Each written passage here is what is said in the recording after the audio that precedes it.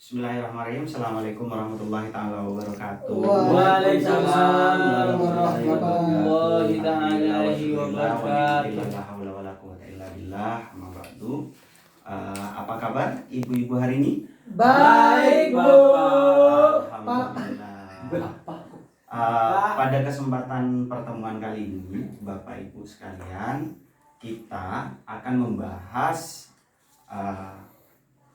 tentang cara menjadi orang tua yang lebih baik.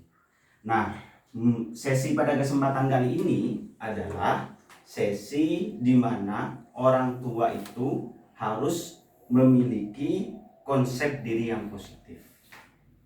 Nah, konsep diri yang positif itu harus dimiliki oleh seorang pengasuh, oleh orang tua dalam rangka membentuk kepribadian anak. Baik ibu-ibu sekalian, sebelum kita lanjut pada sesi kali ini, minggu kemarin kita sudah membahas perihal sikap dan perilaku orang tua. Nah, hari ini Ibu Arfandi, Ya Bu, saya Bu. Ibu Arfandi, apa yang sudah dilakukan daripada materi yang kemarin yang sudah diterapkan di rumah? Memberikan suatu pengajaran atau pengertian terhadap anak. Misalkan nih Bu ya, misalkan anak saya itu nakal, diajarin gimana caranya agar tidak nakal gitu. Oh begitu ya. Iya. Waduh, baik sekali. Tepuk tangan untuk Ibu Arfandi.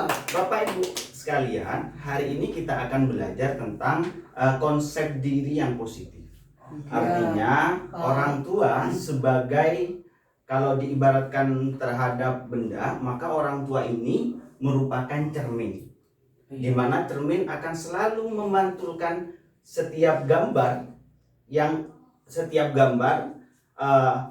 sesuatu yang ada di depannya. Nah, sama dengan orang tua, Bapak Ibu sekalian. Iya, Pak. Sama, ketika orang tua perilakunya negatif, maka secara otomatis anak pun juga akan berperilaku negatif, Bapak Ibu sekalian. Oke, hari ini pada kesempatan kali ini kita punya permainan, Bapak Ibu sekalian ya. Iya, Punya permainan. Permainannya adalah Bapak Ibu sekalian, tolong hari ini pada kesempatan kali ini Bapak Ibu sekalian menoleh ke arah kanan. Permainan ini namanya adalah permainan penilaian positif. Permainan penilaian positif. Jadi Bapak Ibu sekalian, monggo dipersilakan Bapak Ibu sekalian nanti melihat ke arah kanan, melihat rekan yang ada di samping kanannya untuk beberapa waktu. Kita kasih waktu paling tidak setengah menit. Monggo disilahkan dilihat. Sudah Bapak Ibu? Sudah, Pak. Kalau sudah, monggo disilakan untuk Ibu Faiki. Iya, Bapak. Ibu Faiki hari ini sehat? Sehat, Pak. Alhamdulillah. Belanjanya tidak kurang? Ya, kurang, Pak. Kalau belanjanya kurang, maka harus dihemat pengeluarannya. Iya, PKH belum cair, Pak. Insya Allah bulan depan sudah ada pencairan karena triwulan kan? Alhamdulillah, Nah, ya. Ibu Faiki Iya, Pak. tadi sudah menoleh ke arah kanan. Iya. Siapa yang Ibu Faiki toleh? Bu Arfandi, Pak. Ibu Arfandi. Nah, tolong Bapak Faiki menyebutkan apa sifat baik dari Ibu Arfandi. Sifat baiknya gimana, sulit, Pak. Tapi baiknya dia apa ya? Humoris, lucu, sering nyapa kalau ketemu di jalan gitu. Wah, tepuk tangan untuk sifat baiknya Ibu Arfandi. Terima kasih untuk Ibu Faiki atas penilaian terhadap Ibu Arfandi. Sekarang tinggal Ibu Nanang. Nah, Ibu Nanang, tolong kasih dan sebutkan sifat baik dari rekan di sebelah kanannya. Ini Ibu Faiki. Dia itu kalau kita berkomunikasi itu dia orangnya sabar sekali. Mau dengar keluhan-keluhan, curhat dari saya, Bapak. Gitu, Bapak. Oh, itu sifat baik dari Ibu Faiki. Iya. Dia penyabar dia orangnya. Ternyata Ibu Faiki adalah penyabar, sekalipun belanjanya kurang dia tetap sabar. Terima kasih untuk Ibu Nanan yang sudah menggambarkan sifat baik dari Ibu Faiki. Nah, Bapak Ibu sekalian, inilah materi yang kita akan bahas pada kesempatan kali ini, bahwa menjadi orang tua yang lebih baik itu diantaranya adalah harus memiliki sifat positif. Artinya orang tua itu dalam rangka mengasuh anak, maka dalam dirinya harus memperbaiki. Artinya sifat baik, perilaku baik, dan yang paling penting adalah konsep diri yang positif harus tertanam terlebih dahulu pada diri orang tua. Karena kenapa Bapak Ibu sekalian? Karena dengan cara itulah kita akan beranggapan bahwa setiap perilaku baik itu akan menghasilkan perilaku baik yang lain. Setiap pemikiran yang baik itu akan menghasilkan perilaku yang baik. Setiap perilaku yang baik itu nantinya oleh orang tua akan ditransformasikan, akan diterapkan terhadap anak Bapak Ibu sekalian. Nah, itu untuk sementara ada pertanyaan dari Bapak Ibu sekalian. Ibu Faiki, ada pertanyaan? Atau Ibu Arfandi? Ada, Pak. Ya, monggo. Tapi izinkan berpikir dulu, Pak ya. Ini saya mau tanya ya terus. Monggo. Ibu Arfandi dulu. Saya mau curhat, Pak. Monggo. Anak saya tuh, Pak, yang paling kecil, dia tuh nakal banget, Pak. Kadang-kadang sering nyuri duitku, Pak. Iya, Pak. Nah, pinternya anakku itu, Pak, dia bisa tahu kalau uangnya saya letakin di mana saja, Pak. Kenapa Terus pertanyaan? diambil, Pak. Nah, kalau menurut Bapak pendamping ada solusi nggak, Pak? Cara nyimpen uang agar nggak ditemuin anak Iya. saya. Terima kasih untuk pertanyaan Ibu Arfandi. Ini pertanyaannya adalah ketika anak sudah mulai memiliki perilaku yang negatif, Iya, Pak. maka tentu ada sesuatu yang perlu diperbaiki.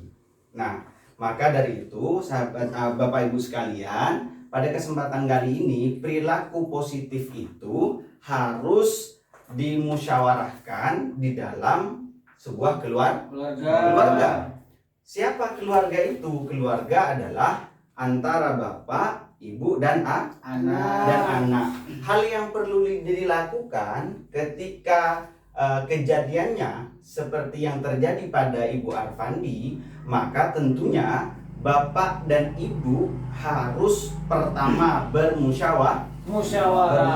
Apa kira-kira yang menjadi penyebab tingkah laku daripada anak ini mencuri uang? Iya, Pak. Bisa jadi karena anak ini jatah jajannya kurang. Bisa? Iya, Pak, lupa. Bisa. Pak. Iya. Bisa jadi jatahnya kurang. Bisa Yang jadi kedua, orang tuanya juga pencuri dulu. bisa jadi yang kedua adalah ada perilaku orang tua yang terekam oleh anak ketika ketika orang tua ini melakukan hal-hal negatif. Maka dari itu ya, monggo.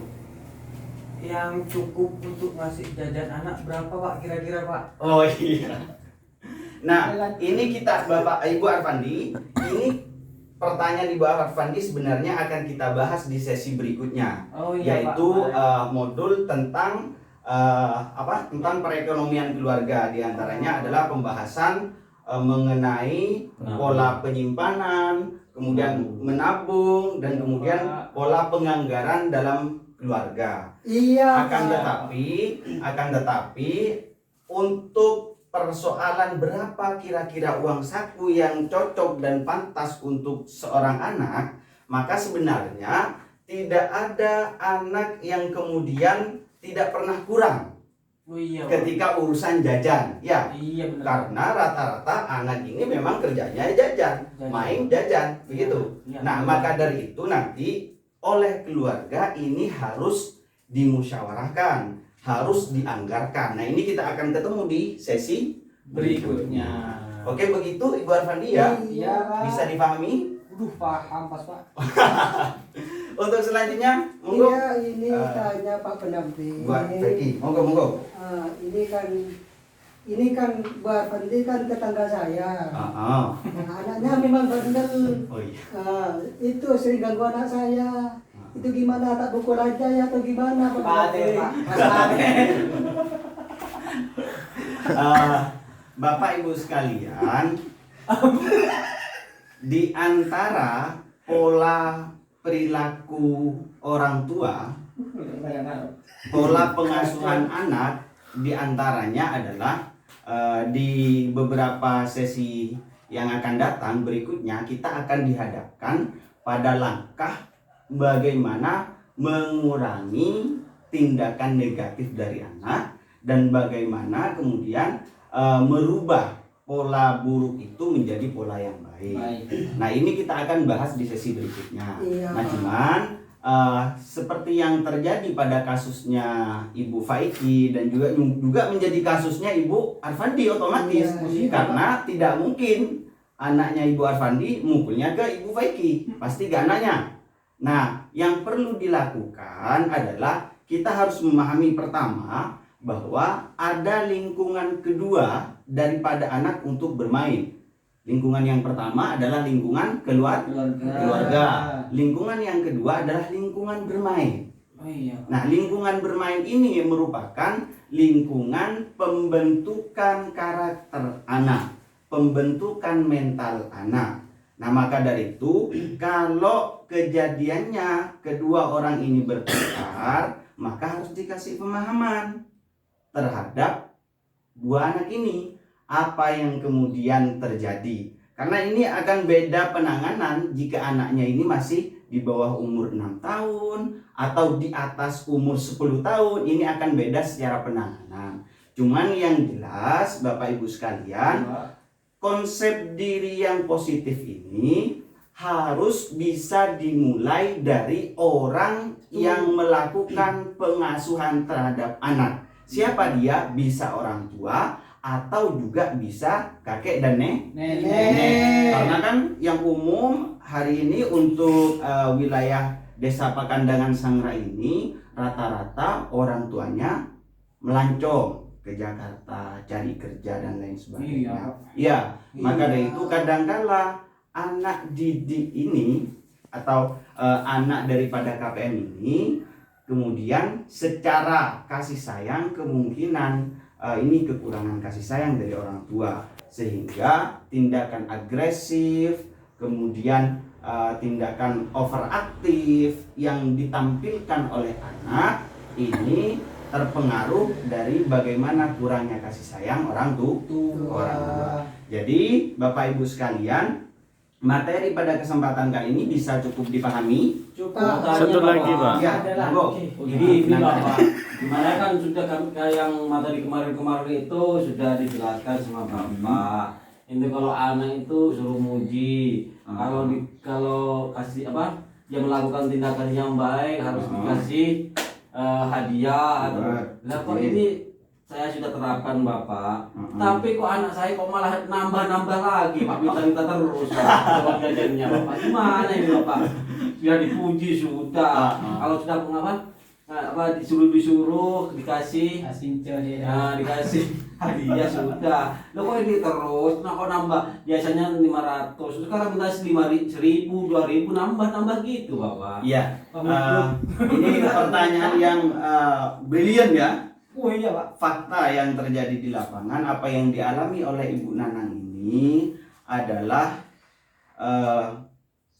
dari bagian dari tindakan-tindakan anak yang perlu direspon secara cepat oleh orang tua, Bapak Ibu sekalian. Karena kemarin kita sudah menerima materi bagaimana kemudian kemarin kita sudah menerima materi bagaimana kemudian langkah-langkah dalam rangka mendukung tindakan positif daripada anak.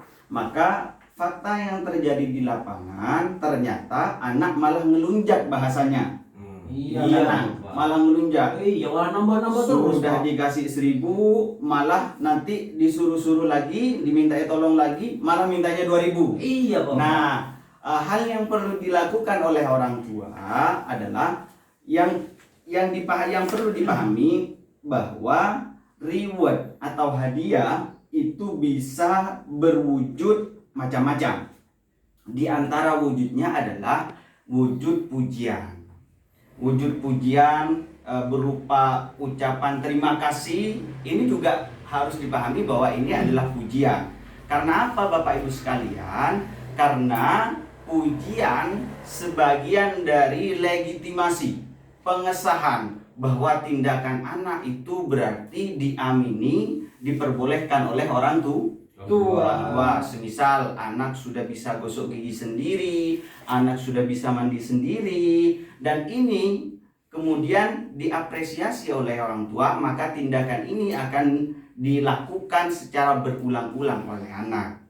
Nah, kejadian jika kemudian nanti terjadi ketika anak dikasih hadiah kemudian malah melunjak, yang harus dilakukan adalah bagaimana hadiah yang diberikan tidak harus selalu berbentuk uang, tidak harus selalu berbentuk benda, tapi ucapan terima kasih dan kemudian pujian ini juga bagian dari hadiah yang perlu diberikan terhadap Anak. Jadi begitu Bapak Ibu sekalian Iya, ya. Bapak. Nah, jadi Bapak Ibu sekalian pertama harus bisa menerapkan pikiran positif, memiliki pikiran positif dalam diri Bapak Ibu sekalian. Iya, Karena Bapak. dengan itu nanti tindakan yang akan dilakukan oleh Bapak Ibu akan menjadi tindakan yang baik. Artinya sekalipun anak rewel, tidak kemudian harus direspon secara negatif. Bapak Ibu harus juga berpikir secara positif. Mungkin saja seperti kejadiannya Ibu Arfandi, anak sampai nyolong uangnya, bisa jadi karena Ibu Arfandi lupa memberikan uang saku dan lain sebagainya. Iya. Baik Bapak Ibu sekalian, terima kasih untuk waktunya hari ini karena sudah bisa hadir di acara FDS. Semoga ini bermanfaat bagi kita semua, dan yang terpenting juga materi hari ini harus bisa diterapkan di rumah. Pertemuan yang akan datang kita akan review, kita akan ulangi, kita akan tanyakan kembali apa yang sudah dilakukan oleh Bapak Ibu sekalian. Bisa dipahami? Bisa. Demikian, bismillah, wallahul muwaffiq ila aqwamit thoriq. Wassalamualaikum warahmatullahi taala wabarakatuh. Waalaikumsalam.